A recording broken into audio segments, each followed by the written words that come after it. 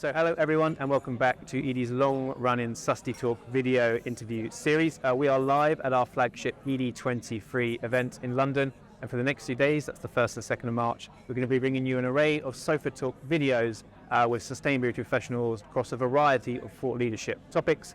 ED23 is an evolution of our multi-award winning Sustainability Leaders Forum and is our annual event to focused on dedicating and achieving environmental and social transformations through courageous business leadership. And on the theme of transformation and leadership, I am delighted to welcome Carrie Harris, who is the Director of Sustainability from British Airways.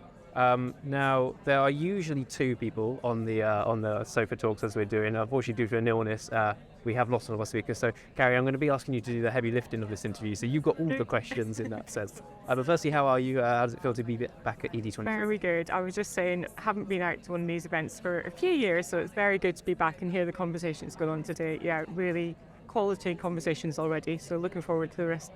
Well, brilliant. And like I said, we want to talk about sustainability leadership, and the aviation sector has got a lot of challenges it's faced and is trying to step up to the challenge of net zero. I think a good place to start would just be a bit of an overview around BA's approach to net zero and its own strategy. So if you could provide a really succinct overview of your key targets. Sure. So, I mean, BA's kind of journey towards net zero sort of started about 30 years ago. We're the first airline ever to report our carbon footprint, and we've been reporting consistently for 30 years. In 2019, we became the first airline group in the world to commit to net zero with the launch of our flight path net zero. And, happily, the rest of the industry has now moved in that direction too. And then in 2021, we launched BA Better World, which is our sustainability program that centres quite broadly around people, planet and responsible business.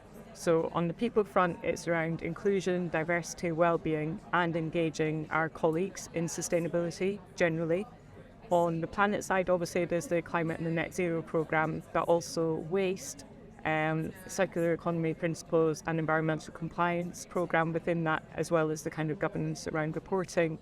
And then on the responsible business side, it's really focusing on our community investment programme, so like the partnership with Fly and Start, our BA Better World Community Fund that we launched last year with Crowdfunder, and also our customer engagement programme and sustainability governance. So in a nutshell, that's our programme, BA Better World.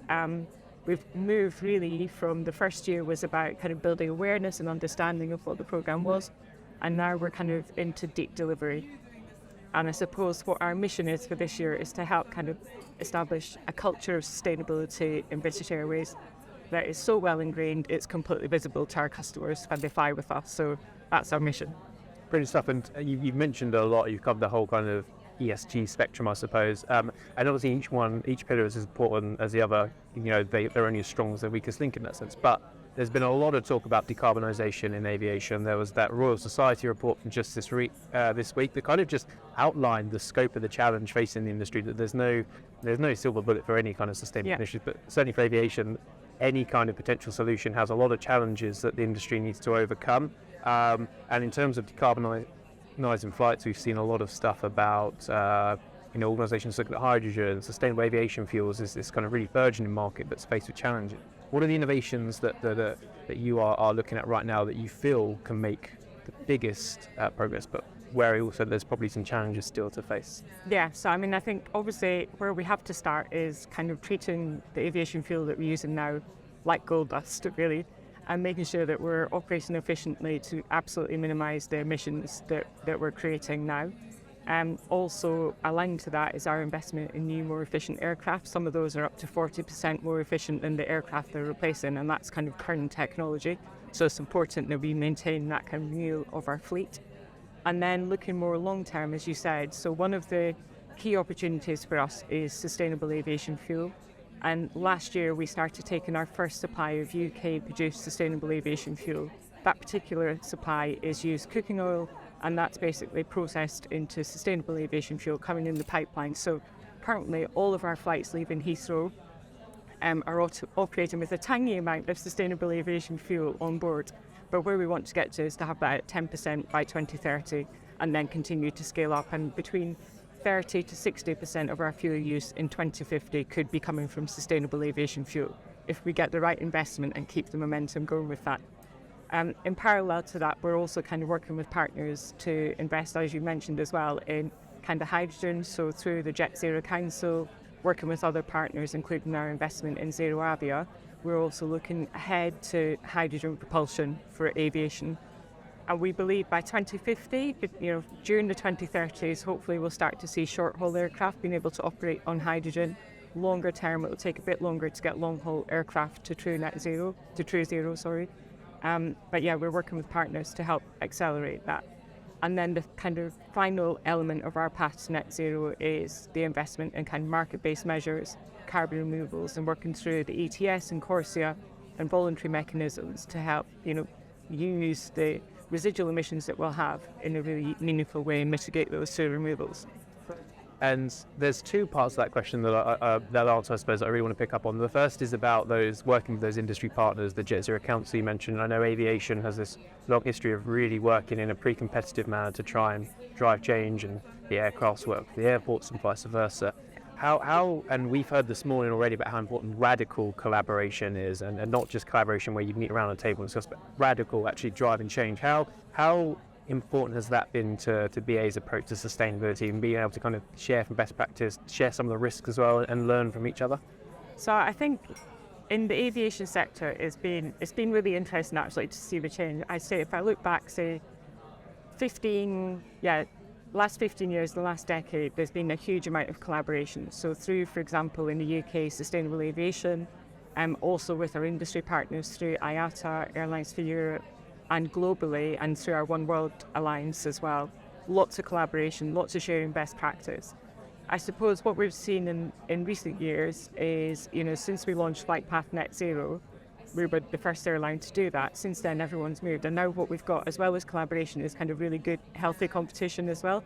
So huge momentum is building, is keeping each other on our toes, and that's kind of driving progress, as well as each of us kind of building the alliances and the partnerships. As I mentioned, with Zero Avia, we're working with Choose on carbon removals and quality carbon offsetting, and carbon engineering, for example, on carbon removals as well. So yeah, there's different examples, different scope and scale of collaboration, but as always, it's really critical to what we're doing. And a lot of those solutions that you mentioned, I suppose for every conversation you have like this, where it's about sharing best practices, you probably have to face a lot of stakeholders that are worried that those solutions perhaps aren't viable, and greenwash is really rife right now, either deliberately or otherwise. How do kind of sustainability professionals, especially professionals that work in a sector like yours, which is so hard to abate, kind of face any accusations of greenwash and actually showcase that what you're doing is driving tangible change? It must be a tricky balance. It is a tricky balance, and I think for anyone working in sustainability now, you have to really alert that potential challenge of greenwashing. Nobody wants to be in that situation of being, accused of greenwashing. I suppose all we can do is make sure that we're being fully accountable, fully transparent for our actions, sharing transparent examples of the progress that we're making, and also acknowledging the impacts that we continue to have. I think for us it just remains a real priority that we're not only able to be scrutinised but also open to that scrutiny. And for BA, for example, I said we'd been reporting our carbon footprint for 30 years. When British Airways was standalone, that happened for a few years. We reported as a group through International Airlines Group, but to increase that transparency and the openness with stakeholders, we've moved back to kind of annual reporting for BA standalone emissions and ESG performance. So, our latest report comes out in the middle of March. So, again, that's part of that being open to scrutiny and the challenge that comes, and hopefully it does keep us on our toes, keep driving performance. Great stuff. And I suppose looking ahead to the future then, 2050 is what a lot of, is certainly the last date for a wider transition to net zero. If we were to deliver a just transition to net zero in by 2050, what do you see your sector looking like? How would it be different from today? So I think it'd be wonderful because we'd kind of open up all the benefits of air travel while fully mitigating the impacts that they have on the environment, and what a magic place that would be. So I think what we would see then is a combination of most of our flights operating on sustainable aviation fuel, some of our short-haul aircraft operating on hydrogen, and a very effective global carbon pricing mechanism to help make sure that all the externalities have been accounted for. So I think that's where we want to keep driving, and we've been working really hard through ICAO and IATA to try and influence that global policy for carbon pricing, because I think that's crucial to drive the behaviour change that we need. We'll also be kind of building on our customer engagement, so our Collaborate platform, which is CO2 Collaborate. That's also kind of enabling customers to have choice about how they can mitigate the emissions from flying. So whether it's sustainable aviation fuel, carbon removals that we introduced last November, or high quality offsets, giving customers more choice and more access to help mitigate the emissions from flying too will be really important. Yes, and I suppose in 2050 as well, the skill set of sustainability professionals are going to be different. We've heard lots about how, originally sustainability professionals had to knock at the door and at the boardroom to get in. Now they're in and part of the C-suite, and there's KPIs they do. How do you see the skill set of a sustainability professional evolving on the road to net zero? So, happily, we've moved from having to make the case for why are we doing this, kind of an uphill struggle, to now, all stakeholders get the reason why we're doing this and are backing it. So, certainly in BA now, we've got the investment, we've got the support and the commitment to drive the change. So for me and for our team, it's very much into delivery, so focused on driving the action to deliver the change that's needed. And a large element as well is about kind of credible communication, avoiding greenwashing, but trying to communicate what you're doing in an effective way. And that is a challenge because it has to be succinct, because that's the way people consume media now.